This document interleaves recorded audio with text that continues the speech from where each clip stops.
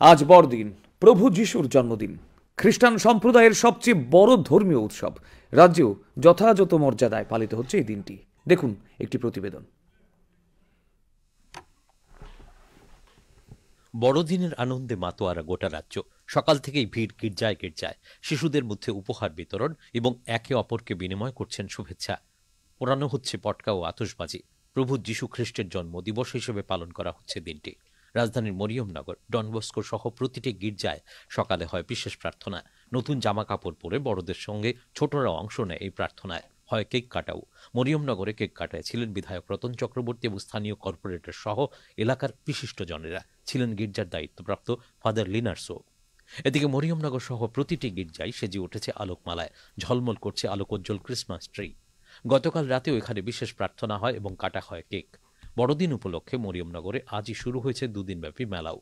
চলবে বৃহস্পতিবার পর্যন্ত। দূর দূরান্ত থেকে দোকানিরা মেলায় রকমারি পসরা সাজিয়ে বসেছেন। বিধায়ক রতন চক্রবর্তী সকলকে বড়দিনের শুভেচ্ছা জানিয়ে বলেন, যিশুর জীবনাচরণ ও দৃঢ় চারিত্রিক গুণাবলী আজও আমাদের কাছে অনুপ্রেরণার। একটা মানুষ যখন বলে পাপকে ঘৃণা করো, পাপীকে না, ক্রুশবিদ্ধ অবস্থায় অবিরত রক্তক্ষরণের মধ্যেও ঈশ্বরের কাছে প্রার্থনা করছেন, প্রভু এরা জানে না এরা কি করছে, এদেরকে ক্ষমা করে দাও। আমরা কল্পনাও করতে পারি না এমন কিছু জিনিস পৃথিবীতে আসে যা সমস্ত মানব জাতিকে অক্সিজেন যোগায়, অনুপ্রেরণা যোগায়, ভবিষ্যতে চলার পথকে আলোকিত করে। সে আলোকিত মহাপুরুষের নাম, যিনি প্রেম, ভালোবাসা, সহিষ্ণুতার প্রতিমূর্তি।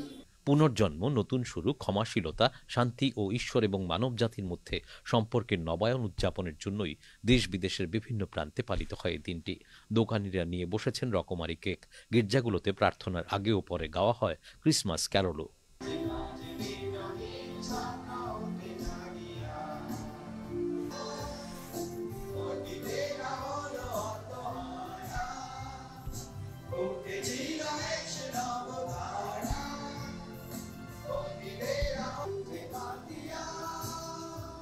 মহামতি যিশু বিপন্ন ও অনাহার ক্লিষ্ট মানুষের জন্য নিজেকে উৎসর্গ করে গেছেন। তাঁর জীবনকে পাথেয় করে এগিয়ে যাওয়ার লক্ষ্য নিয়ে গির্জায় গির্জায় আজ সমবেত হয়েছেন মানুষজন। দূরদর্শন সংবাদ, ত্রিপুরা।